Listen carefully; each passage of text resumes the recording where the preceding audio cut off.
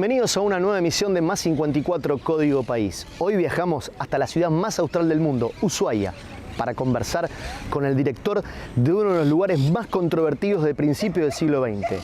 Carlos Bairo nos cuenta acerca de la cárcel del fin del mundo y nosotros te la mostramos en Más 54 Código País. Bueno, bienvenidos a una emisión más del ciclo Conversaciones de Más 54 Código País.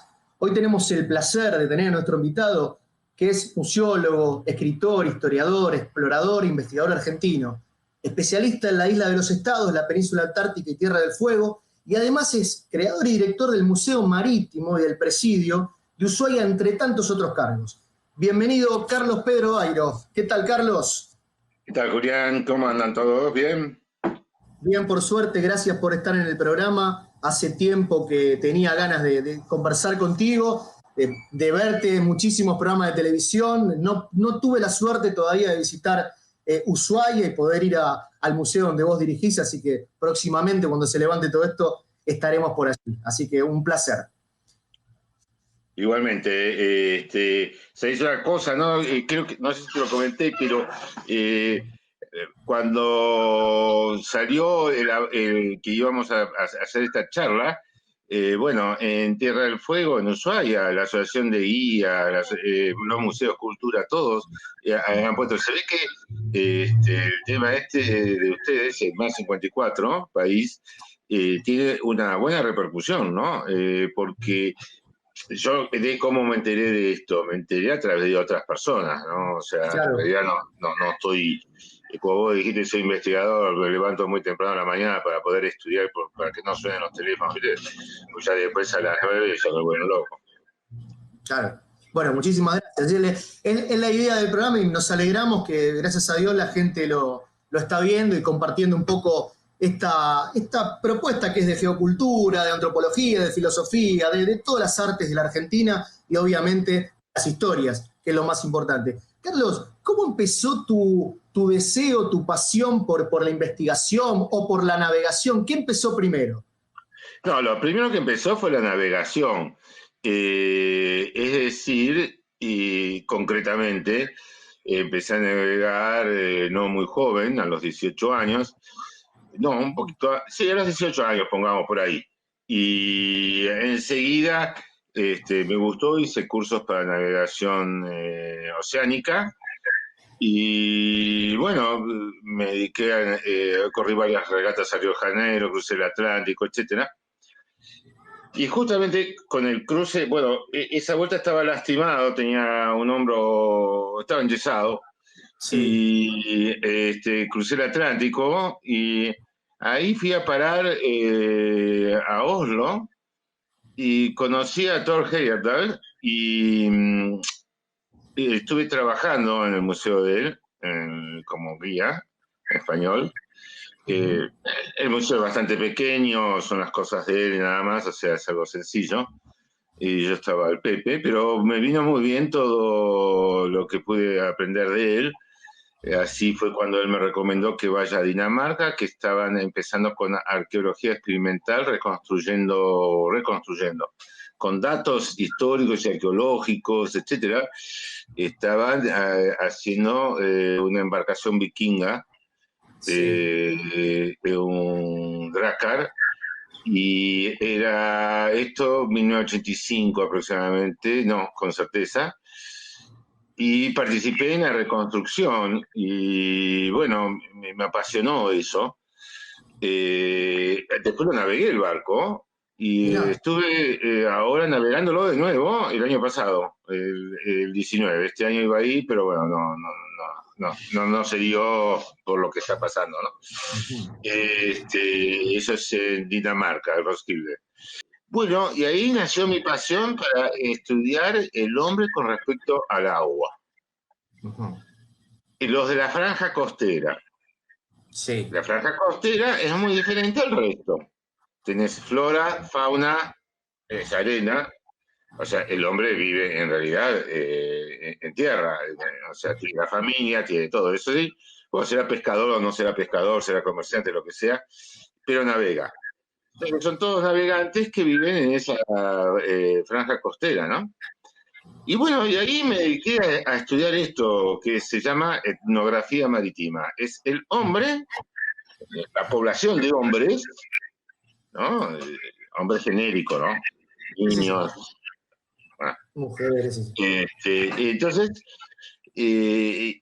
bueno, y fui conociendo así diferentes pueblos, ¿no? En Chile, por ejemplo, la hija de Castro, todo el Golfo de Ancud, es algo impresionante con las lanchas chilotas, me quedé a vivir ahí un tiempito también. Yo, como podrás ver, no trabajaba mucho. A donde me gustaba me plantaba y me quedaba ahí. Mirá ese sinónimo de libertad, que es lo más lindo que tiene el ser humano, así que... Exacto, disfrutar, o sea, yo no iba de viaje, yo salía y no sabía cuándo volvía. Así que, bueno, tuve esa fortuna, ¿no? O sea, y bueno, pero lo que me interesaba, igual que cuando fui al lago Titicaca, ahí conocí a Paulino Esteban, que le había hecho la balsa a Thor Heyerdahl. Y bueno, me quedé viviendo con ellos en la isla Tsuriki, y un día salí a navegar con una de estas de balsa de Totora. Sí. Bueno, la cuestión que con la altura de 3.600 metros, qué sé yo, para ti me apuné como un desgraciado. Me quedé 3 días flotando por el lago de Titicaca hasta que me rescató un catamarán de turismo. ¿Qué pasa? Porque el catamarán de turismo me dijeron, acá vemos en embarcación típica, y yo hacía señas, ¿viste? Sáquenme de la embarcación típica. Bueno, así que fueron muchas experiencias muy buenas y... Es más, si ves mi página de internet vas a encontrar lugares insólitos que he navegado, ¿no? Sí, estuve viendo, impresionante. Pero he navegado en Botswana, que a donde es un delta interior, a donde esto fue muy reciente, hará 2 o 3 años, donde el delta se va abajo de las arenas del Sahara. Namibia, bueno, en Senegal fue algo espectacular Senegal. Etiopía, fuimos a navegar a las fuentes del Nilo, lo que era navegar con hipopótamos, cocodrilos y la mar en coche. Yo decía, esto es más peligroso que ir a la guerra de Afganistán, ¿no? Porque los hipopótamos tienen territorio en el agua, ¿no? Me contás y uno piensa directamente que a veces es tan difícil, ¿no? Dejarse el lugar para el sentimiento.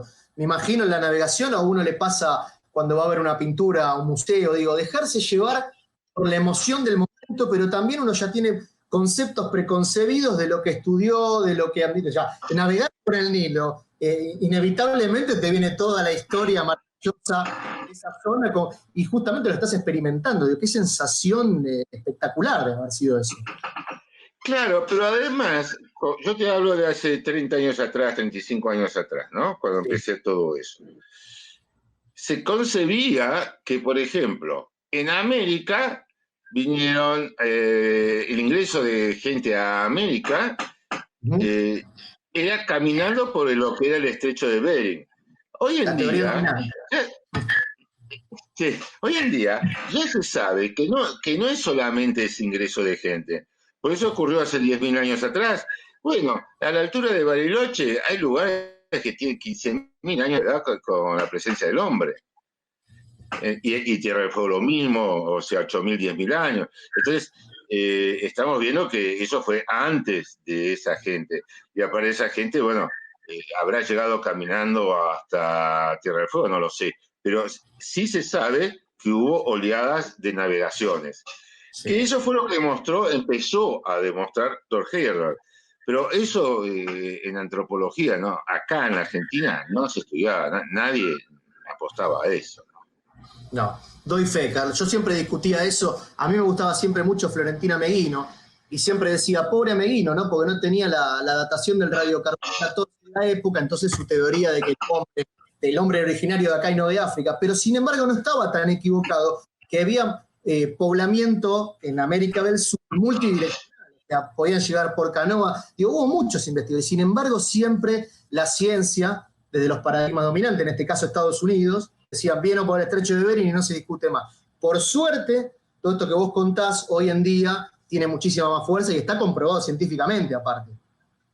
Claro, pero vos date cuenta que cuando eso era generalizado, lo que estás diciendo vos, porque era así, porque esto cambió hace muy poquito, y yo hablaba de la navegación, y entonces daba las explicaciones, mirá, es mucho más fácil navegar, porque yo navegaba por todas partes del mundo, creo que conozco todos los mares del mundo, y ríos, los ríos que se pueden navegar, creo que conozco prácticamente todos. Entonces, es mucho más fácil navegar, porque siempre vas por el mismo medio, ¿no? Sí. Y no tenés que subir ninguna cordillera, no tenés un pantano, no te encontrás de golpe con un lago o con un río que no puedes franquear, con camellos, etc. Entonces, lo único que puedes tener es una tormenta. Pero bueno, más o menos aprendés a cómo manejarte con la tormenta y se acabó, eso es todo. Claro. Entonces es mucho más fácil llegar navegando que cualquier otra cosa. En ese momento, ahora es más fácil llegar con el avión o con lo que venga, ¿no? Pero en realidad, para transportar cargas pesadas, es mucho más fácil hacerlo navegando. El barco de la pirámide de Keops, cuando yo lo vi, tiene unos 2.900 años, y yo lo miraba, y yo acababa de cruzar el Atlántico con un barquito de 10 metros, y yo, un velero, ¿no? Yo miraba y digo, pero con esto pueden navegar por donde se da la gana. Estamos hablando de 3.000 años atrás, y me dicen que los egipcios, ¿cómo van a navegar si estaban en el medio del desierto? Y el Nilo, el Nilo es una autopista, es como que me pongan una autopista de acá a Estados Unidos, la que se intentó hacer, ¿no? La Panamericana. Y digo, pero acá el concepto es erróneo, el de los científicos, y que después se transmite al resto de la gente. No es que la gente está toda equivocada, está equivocada porque está mal, le informaron mal. No mal informada, sino que le dijeron cualquier verdura. Pero es cierto eso, y eso fue lo que me apasionó, sinceramente. Y después ver las diferencias. Yo ahora estuve subiendo en Facebook mucho sobre Grecia. Hicimos un estudio muy a fondo del mar Egeo, de las poblaciones, esto hace 3 años. Sí. Entonces, estaba poniendo al día un poco los trabajos que me había dejado colgados, ¿no? Vos sabés que pertenezco, soy fundador de la red de museos de regiones polares,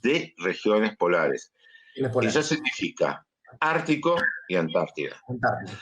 Entonces, lo de Antártida, yo no tengo problema, tengo 14 campañas en Antártida. La primera fue también con un velero chiquito a la Antártida, una locura, pero bueno, lo hicimos. Y después, lo del Ártico fue ahora bastante reciente, que hice 5 años en el Ártico, ¿no? Pero bueno, de eso de estar con pueblos porque el Ártico lo que tiene es mucha población alrededor. O sea, todo el mundo, hay mucha población. Y tienen costumbre de comer ballena, es algo normal. Bueno, hasta que me adapté, lo que más me gustó fue la grasa de ballena, pero la carne no me gusta tanto. La grasa de ballena es... Bueno, ¿se usa para abrigar también para el frío? Copetín. ¿Cómo? ¿Se usa también para untarse, para el frío, para nadar? Sí, esa es la grasa blanda. Después hay partes que son diferentes tipos de grasas, ¿no? Como hay diferentes tipos de carne, todo, la ballena no es, vos pensás, bueno, la vaca tampoco es todo igual, o sea... Cada corte diferente. Por eso. Entonces, yo veía el año pasado, ¿dónde fue esto? En las Islas Feroe, que los chicos de 3 años, 4 años, estaban bien vestiditos, elegantes, tipo Recoleta, ¿no? Así, bien finolis. Y estaban, cuando estaban despatizando las ballenas, y cuando venía lo que sería cenaza de acá, le da ok, porque investigan si tiene alguna cosa, la ballena, lo que sea. Diferentes partes, qué sé yo, le ponían la etiqueta amarilla, y ahí nomás con la navaja le daban a los chicos un pedazo. Crudo, ¿eh? Así como viene, mirá vos, como si fuera el atún, digamos. Impresionante, impresionante. Y yo dije, bueno, si un chico de 3, 4 años está comiendo, yo tengo que probarlo. Y te digo que me quedé sorprendido. Después, buenísima, riquísima. Y después ya directamente, ya, digo, bueno, ya tengo que estar preparado para todo, porque te sirven, viste, en vez de papitas fritas, te sirven rodajitas de grasa de pastilla. Cuando te tomas una cerveza. Ya, como picada. En vez de los cuadraditos de queso, tenés yo pensé que era queso. Tenés el escarbadiente ahí, pinchás así, lo pones en la boca. Miércoles, ¿qué me encajaron acá? Y bueno, y ojo, no solamente de ballena, ¿no? De tiburón, ballena, de tiburón tigre, etcétera. Todo eso. Y se vende en los mercados. En el mercado vas, como vas acá al mercado, a la feria, digamos. Sí, sí. Y ahí tenés para comprar, tenés para. Qué bárbaro. Carlos, ¿y cómo? Vos una vez dijiste en un reportaje que yo estuve viendo hace años, la paradoja esta de ser navegante, que es sinónimo de libertad, con ser el director del ex museo de la cárcel, la famosa cárcel del fin del mundo. ¿Cómo fue eso?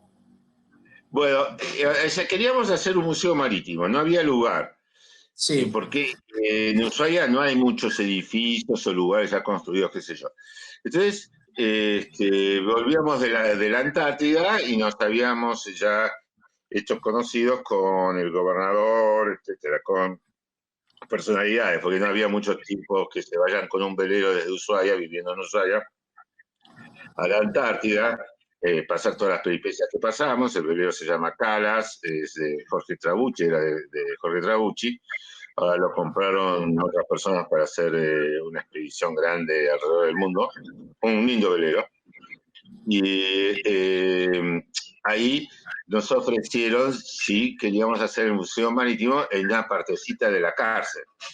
Sí. Bueno, ahí empezó todo el lío de la cárcel en sentido de decir, bueno, vamos para adelante, y la partecita esa, que era, qué sé yo, el 10% de la cárcel, ahora estamos manejando todo el edificio, ¿no? Estamos armando un museo antártico muy, muy grande. Y bueno.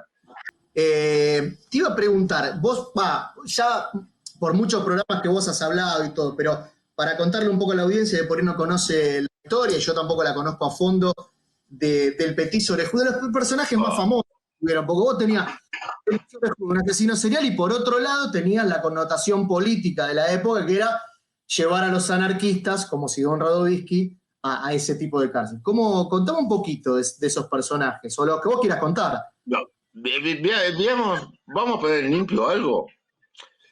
Porque nos tenemos que poner en la época, porque si lo contamos desde ahora, pero voy a ser muy rápido. Dale. Se inaugura la Penitenciaría Nacional en Buenos Aires. Sí. Esa fue la primera cárcel a ese estilo. La segunda cárcel de la Argentina a ese estilo es la de Ushuaia. Uh-huh. Entonces, también, o sea, Pentágono, sí, que yo, las ramas, bueno, son muy parecidas. Por eso la eligieron para hacer tantas películas. Bueno, ahora bien, la idea de Ushuaia era hacer una colonia penal. Si mandaron hasta mujeres en 1896, mandaron menores de edad. Ahora, y terminó en la cárcel de reincidentes. Cambió totalmente. La inmigración fue tan grande que no venían solamente los chicos buenos, había muchos chicos malos.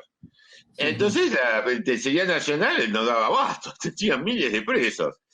Entonces dijeron, déjense de bromar con la colonia, lo estoy diciendo así de una forma... Sí, pero está buenísimo para entenderlo. Bueno, transformamos todo esto en una cárcel de reincidentes, o todo lo que sea descarte lo mandamos para allá. Bueno, ahora, vos pensás que hasta ese momento, cuando se hace la Penitenciaría Nacional, ¿sabés cuál era la cárcel que había en Buenos Aires? ¿Cuál era? No. El Cabildo. Del Cabildo se sacaron, del Cabildo, era más grande la cárcel, un poco más del doble de lo que está ahora.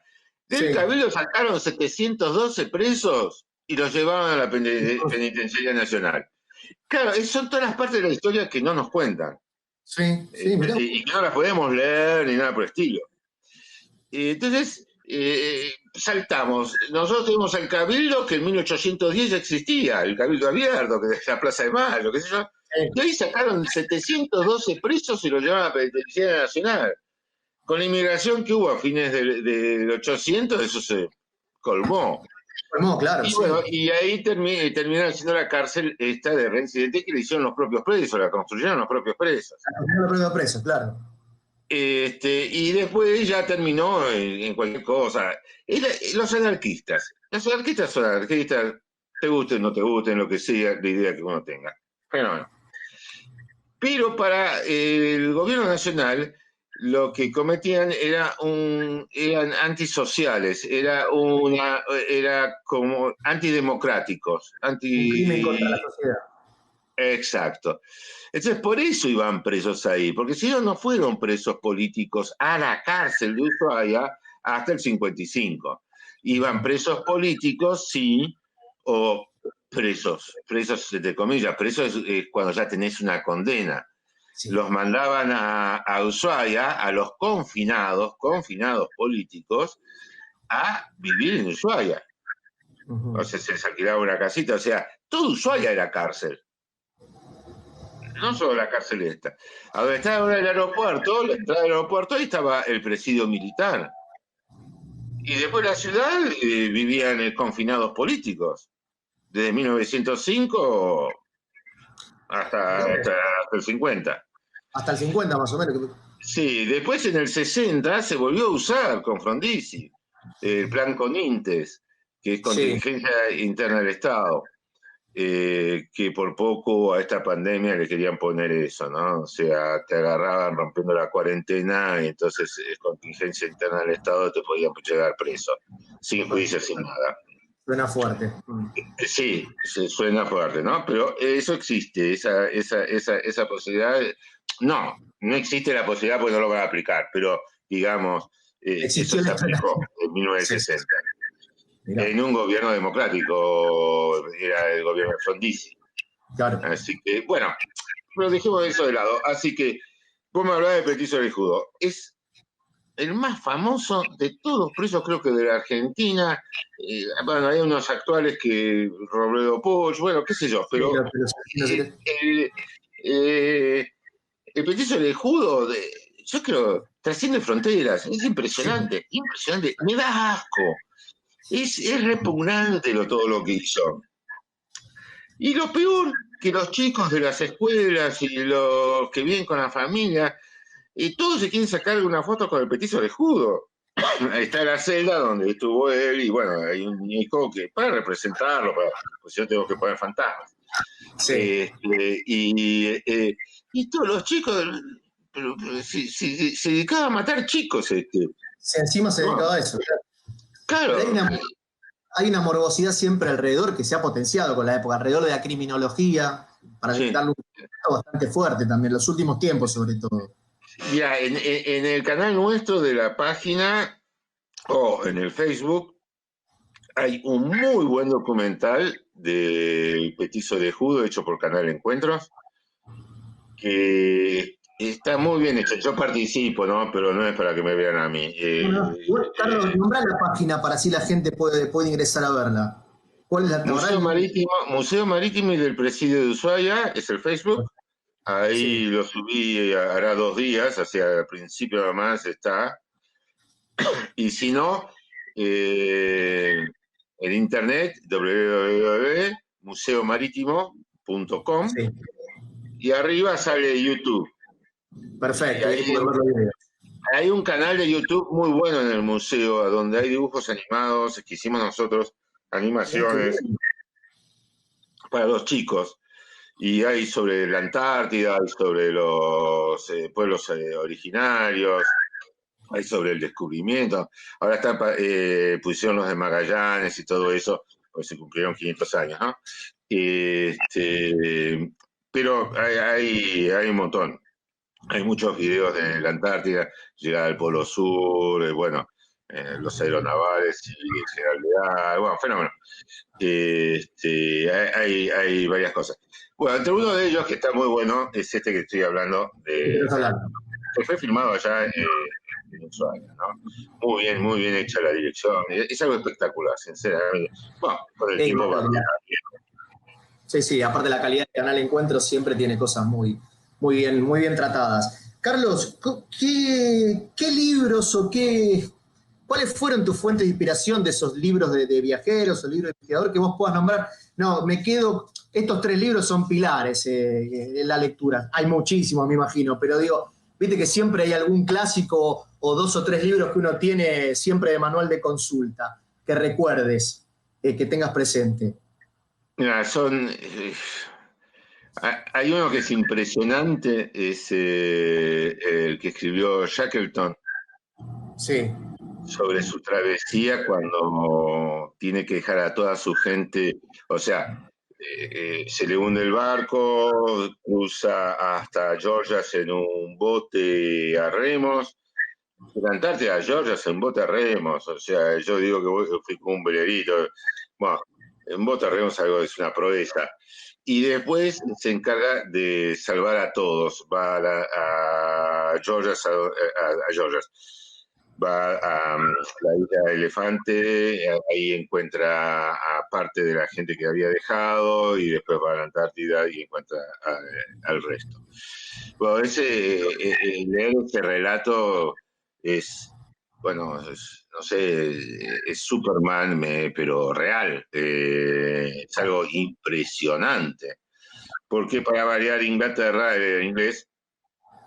Inglaterra, como estaba sucediendo en ese momento la Primera Guerra Mundial, le dijo, vos fuiste, no sos del gobierno, arreglate como pueda, viste cómo son los ingleses, ¿no? O sea, Sí. en línea general, que me disculpen los ingleses, yo estoy en colegio inglés y trabajo en Cambridge, pero igualmente son así. O sea, esa es su flema.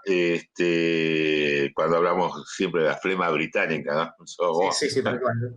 Vos fuiste por tu cuenta, bueno, ahora salí por tu cuenta. Bueno, este libro es algo impresionante porque si esa persona pudo hacer todo lo que hizo con sus compañeros, etcétera, que perdió un solo hombre, que murió aparentemente de un ataque al corazón, es realmente impresionante. Para mí, revelador fue leer todo lo que hizo, todos los libros de Thor Heyerdahl. Que me cambió el bocho totalmente, ¿no? Es decir, me reafirmó lo que yo venía pensando como intuición, no. Desde antes de conocerlo a él, ya me había leído todos. Pues bueno, esos por ahí son los principales en cuanto a mi profesión, ¿no? A mi desarrollo de la navegación con el hombre y cómo, ya sea el Antártida, el Ártico, todo se mueve bastante parecido, o el Nilo. La única diferencia es el calor que soportas en uno o el frío que soportas en otro. Tal vez esos son los básicos. ¿Cómo ves hoy, justamente que nombraste el tema cómo ves hoy el tema de la investigación en temas relacionados a los que vos tocás? ¿Hay una apertura mucho más fuerte? No sé, egocentrismos que no se pueden conciliar? ¿Cómo lo ves hoy en día? Hoy en día todos hablan de migraciones por el mar. Absolutamente todo. Todo lo que luchó Thor Heyerdahl para que diga, no, por el mar se puede, el mar nos une. Pero escúchame, vayamos a algo más reciente. Los yaganes que todavía viven en este momento, sí, cuando te hablan y están en Chile, el canal Beagle no nos separaba. El canal Beagle era nuestra unión. Claro. Ellos iban en verano a trabajar a las estancias que había, o Harberton o Remolino, las dos primeras estancias de Tierra del Fuego.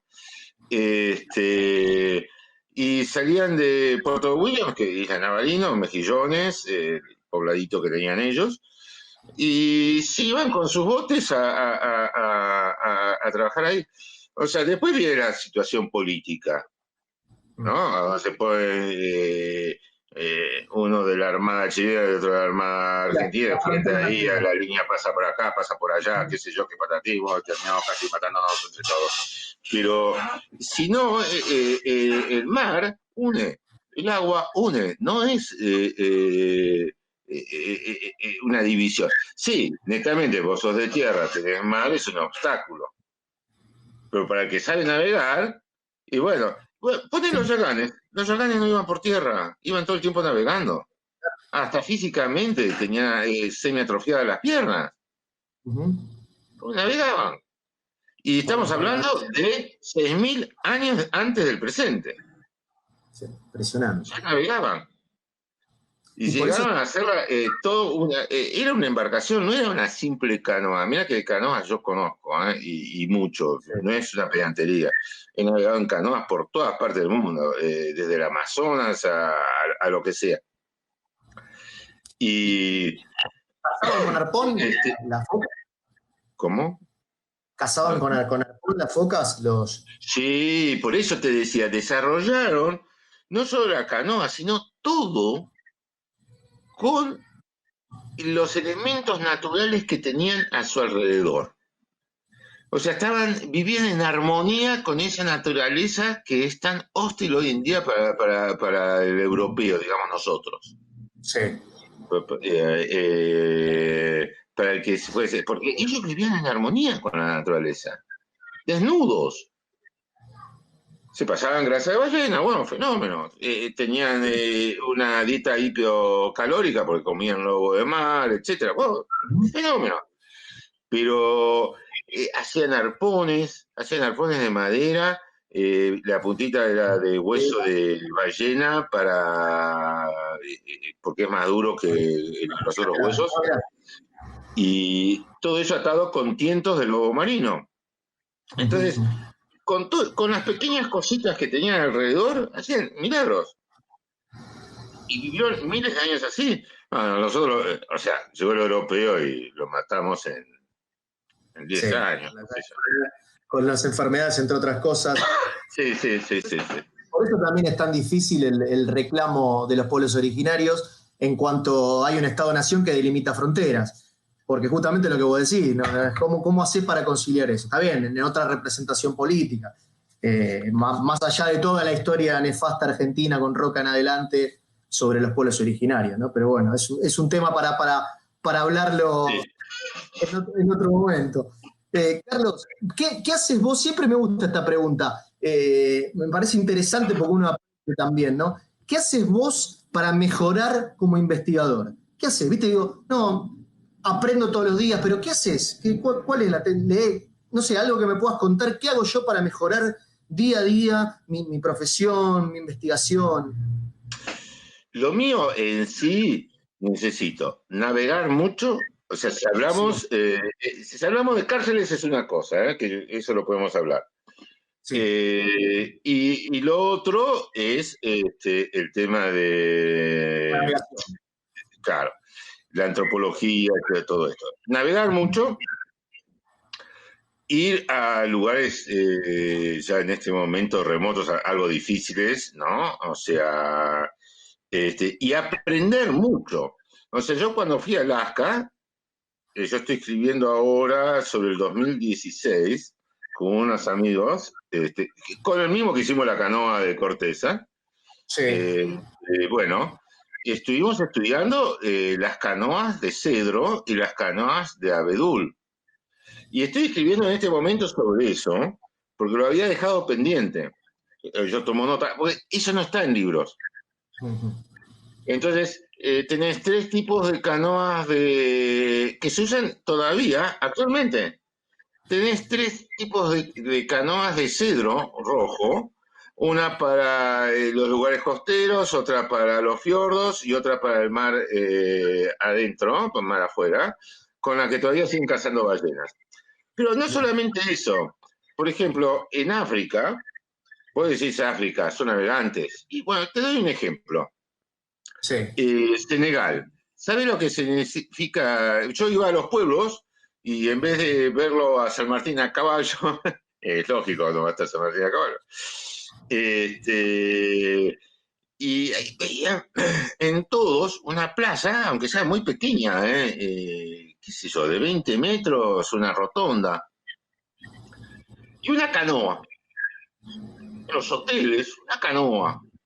Y 7 indiecitos, ¿no? Para llamarlo de una manera. Uno con los pelos parados, el otro con el pelo para atrás, otro. Sí. Yo ya llegué a un momento dado, digo, pero todos tienen una canoa. Entonces me dice un profesor que conocía allá, ¿sabes lo que quiere decir Senegal? Nuestra canoa. ¿Y sabes por qué hay 7 indiecitos? Representan cada una de las etnias de Senegal. Vale. Y todos tenemos que remar para el mismo lado. Qué bueno. Me quedé... Bueno, así aprendo. Qué bárbaro. Mirá qué buen ejemplo que diste, che, qué interesante. Mirá que en cada lugar, en cada rinconcito uno aprende algo nuevo, ¿no? De la diversidad. Claro, lo vas aplicando a tu computadora, a tu disco rígido, claro. Que por otro lado también lo aplico en el disco rígido de la máquina, porque si no esto se pierde. Sí, tal cual. Pero cuando nosotros, no quiero hablar sobre el tema de esto, pero hablamos de la grieta. Si la canoa se rompe, me decían en Senegal, te estoy hablando 2 años atrás. Sí. Si la canoa se rompe, las 7 etnias desaparecen. Claro. Es bárbara la metáfora, es bárbara. Es bárbara como ejemplo de comunicación humana, sí, se aprende. Bueno, entren en mi página, la mía personal, esto no está en la del museo, la mía de personal es la de investigador, busquen Senegal y van a ver los pueblos canoeros de ahí, es algo actual, esto no es de hace 200 años, las fotografías las saqué yo, y no ves una bicicleta, son todas canoas, en el centro de África. Sí. Bueno, te recomendamos para verlo. Carlos, cuando vos vas en las embarcaciones, ¿viste la película de Herzog que pone Caruso, que va ahí por el Amazonas? ¿Qué música, de la música del mar o del río donde navegues, qué música te gusta? Si pones a veces en tu embarcación, ¿qué música escuchás? Yo varío mucho, ojo, me voy enganchando. O sea, cuando me toca, hice muchos trabajos en Brasil, ¿no? Soy muy reconocido en Brasil y escribí libros sobre las embarcaciones brasileñas. Bueno, ahí te puedes imaginar, desde Toquinho a todo. Porque tiene una variedad que es monstruosa, ¿no? Garota de Ipanema, es una variedad monstruosa que da con el lugar, ¿no? Estás en Bahía y la voz de María Creus, y bueno, o sea, te va cambiando bastante. Sí, me gusta mucho, o sea, sí, en esos lugares la música local y las canciones locales. Y ya cuando estoy por los lugares nórdicos, que no tengo bien el oído para esos lugares nórdicos, me encanta escuchar ópera o a Pavarotti con sus canzonetas transformadas en óperas o il Rivolo. Que no, porque no estoy tan acostumbrado a esa música. Salvo si hablamos de Irlanda y todo eso, que los celtas son, Dios mío, ¿no? O sea, son un flash. Acá debes haber visto algunos conjuntos celtas o mismo el baile, ¿no? Es realmente increíble, ¿no? Es muy interesante. Pero sí. Como una vez, hace mucho tiempo también de esto, estábamos, yo no sabía cómo era el sistema, era día viernes, el sábado ya no podés tomar, estaba en Dinamarca trabajando con esto de los barcos vikingos. Entonces cada uno pedía una ronda de cerveza. La ronda de cerveza eran 12 botellas de litro, que te la traían en vez de bandeja, te la traían con el carrito. El mozo venía con un carrito. Y entonces uno invitaba a una ronda, el otro invitaba a una ronda. Creo que eso era las 2, 3 de la mañana, yo no podía ni llegar al auto, o sea, y los veía bailar y pegaban unos saltos tremendos. Y entonces uno de los daneses que estaban ahí me dice, ¿vos pensás que los Píleis Rojas que tienen todas esas danzas, ¿de quién aprendieron? De nosotros. Y porque viste cómo bailan los católicos. El folclore de cada lugar es impresionante. El folclore de cada lugar es impresionante con todo lo que trae consigo. Carlos, para ir finalizando, bueno, no sé si se cae maduro o no, pero te voy a preguntar más allá de que recorriste, no te digo el mundo, pero recorriste muchísimos lugares del mundo. ¿Cuál es tu lugar en el mundo? Mira, para mí, sinceramente, no. Tiene que tener agua. O sea, a mí me da mucha paz, hay gente que se pone loca, ese horizonte sin horizonte, ¿no? Ese horizonte, esa línea finita que queda allá. Y después de eso, en sí no tiene, o sea, puede ser cualquiera, porque realmente ya cuando hablas de navegantes, o sea, te conectás con un esquimal o te conectás con un senegalés o en Etiopía. Te conectás con los navegantes. Es toda una fauna diferente. Entonces, yo no te puedo decir que mi lugar en el mundo sea Ushuaia. Mentiría como mienten en otros, que lo único que hacen es insultar, es decir que, y después, ¿no? El lugar del mundo sí, puede ser el Caribe, ¿no? Por llamarlo de una manera. Y bueno. El mar, el océano. Sí, tiene que tener agua. Y si tiene cultura, cosa que no tiene Ushuaia, donde me encontré un lugar sin pescadores, me encontré un lugar. ¿Cómo es esto? Bueno, la cuestión que tiene que tener agua y si no hace mucho calor, mejor. Pero después, fundamentalmente, tiene que tener agua. Está en la esencia. Bueno, Carlos, te agradezco muchísimo. Para mí un placer conversar con vos. Me quedaría horas y horas hablando porque la verdad que tenés mucho conocimiento para transmitir y poder contarnos acerca de las diversidades culturales que a mí particularmente me encantan, con lo cual el océano, las culturas, la humanidad son temas que a mí me apasionan. Así que te agradezco por estar en Más 54 Código País. Así que bueno, gracias por todo, Carlos. No, gracias a vos, seguí adelante, esto está entrando por muchos lados, así que ojalá se dé lo de la televisión, satelital, bueno, te deseo la mejor de la suerte y quedo a tu disposición. Muchísimas gracias, Carlos, abrazo grande. Y en una producción exclusiva de QR País vamos a adentrarnos en uno de los lugares más aterradores que tuvo el siglo XX, donde albergó, entre otras figuras, al anarquista Simón Radovisky y al famoso asesino serial El Petizo Orejudo. Vení, entremos en la cárcel del fin del mundo. QR País Documentales presenta La cárcel del fin del mundo.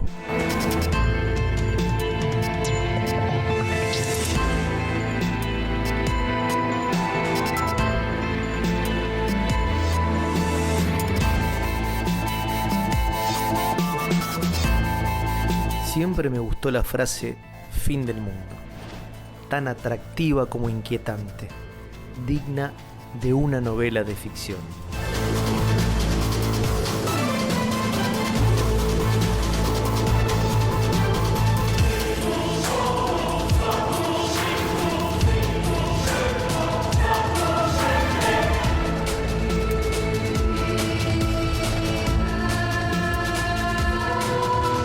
Nuestro fin del mundo está en Ushuaia, la capital de la provincia de Tierra del Fuego, Antártida e islas del Atlántico Sur. Fundada en 1884 por el marino Augusto Lasser, se ubica en la costa de la isla grande de Tierra del Fuego, que da a la bahía de Ushuaia, en el canal de Beagle, y está rodeada por la cadena montañosa del glaciar Martial. Ushuaia, con una población de más de 50.000 habitantes, es considerada generalmente como la ciudad más austral del mundo.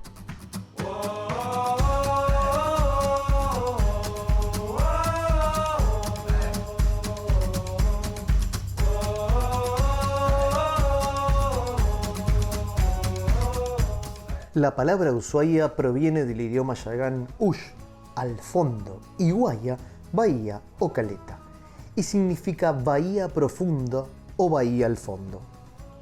Los primeros pobladores de estas tierras fueron cazadores y recolectores nómadas. Las teorías dominantes difunden que la migración de nuestro continente se produjo desde el norte de América hace 11.000 años por el estrecho de Bering, cuando el congelamiento del planeta produjo un corredor de hielo permitiendo el paso de la población nómade de Asia hacia América. Emparentados con estos grupos, habitaron los tehuelches, los pueblos Ona y Jaush, aunque en la actualidad cada vez cobra más fuerza el poblamiento multidireccional, es decir, que también arribaron a estas zonas por la vía ultramarina, sean balsas o canoas. Desde los archipiélagos occidentales de la Patagonia llegó otra oleada de pobladores, los nómadas del mar, yamanas y Kauescar.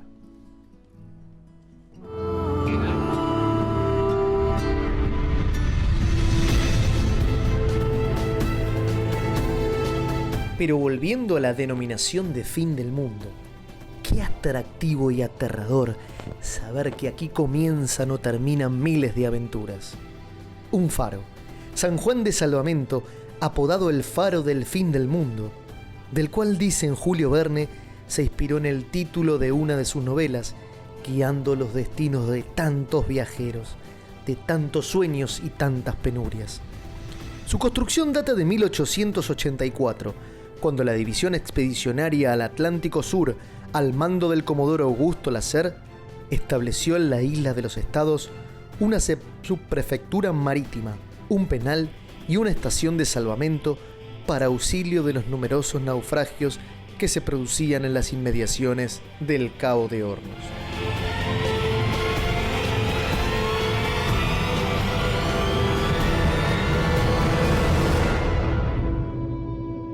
La geografía marítima también nos presenta el Canal de Beagle, por donde navegó, entre otros, el comandante Fitzroy durante el famoso viaje de Charles Darwin alrededor del mundo entre 1831 y 1836. Y ahí, en el escenario recóndito de la isla de los Estados, en San Juan de Salvamento, fue construido el primer presidio militar que funcionó entre 1884 y 1889.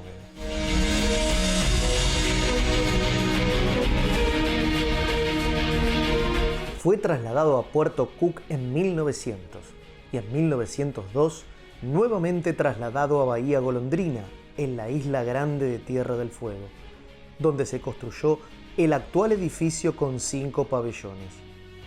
Funcionó como cárcel entre 1902 y 1947.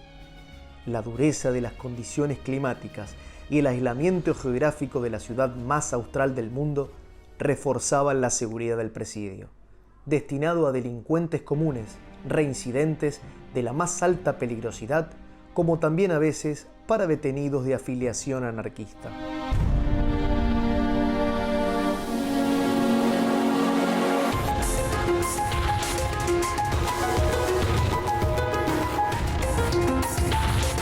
El penal supo alojar más de 540 presidiarios. Carecía de muro de circunvalación, estando este suplido por un alambrado.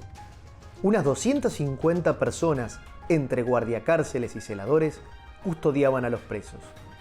Los que se consideraban de buena conducta trabajaban en la tala de árboles para leña y en las últimas etapas de su funcionamiento en las obras públicas para la ciudad, que también estaba en construcción. Un pequeño tren que conducía hasta la actual ubicación del Parque Nacional Tierra del Fuego transportaba a los reclusos.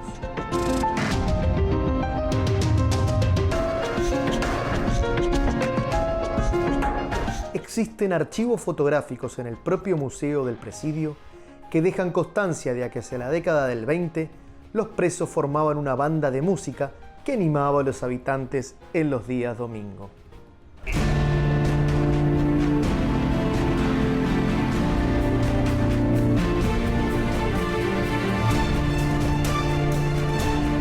Durante la dictadura de Lonardi serán detenidos los sindicalistas André Famini, José Natalini, José Espejo, Eduardo Buletich, Hugo Di Pietro, José Alonso, así como Héctor Cámpora, quien años después sería elegido presidente de la nación, junto a 2.200 dirigentes más que fueron recluidos al penal de Ushuaia.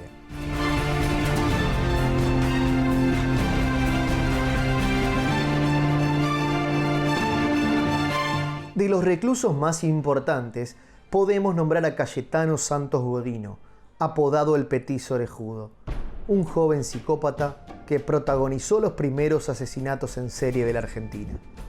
Entre los detenidos con fines políticos, encontramos al anarquista Simón Radovisky, condenado a reclusión perpetua por el atentado que mató en 1909 al entonces cuestionado jefe de policía Ramón Falcón.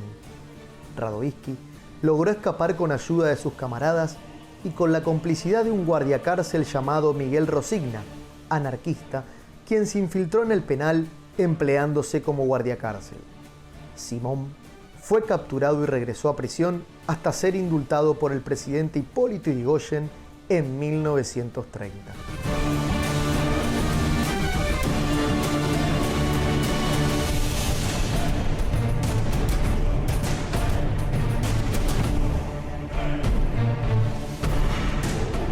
El penal fue uno de los principales motores de la actividad económica de la ciudad hasta que el 21 de marzo de 1947 fue clausurado por Roberto Pettinato padre por órdenes del presidente Juan Domingo Perón, basado nuevamente en motivos humanitarios.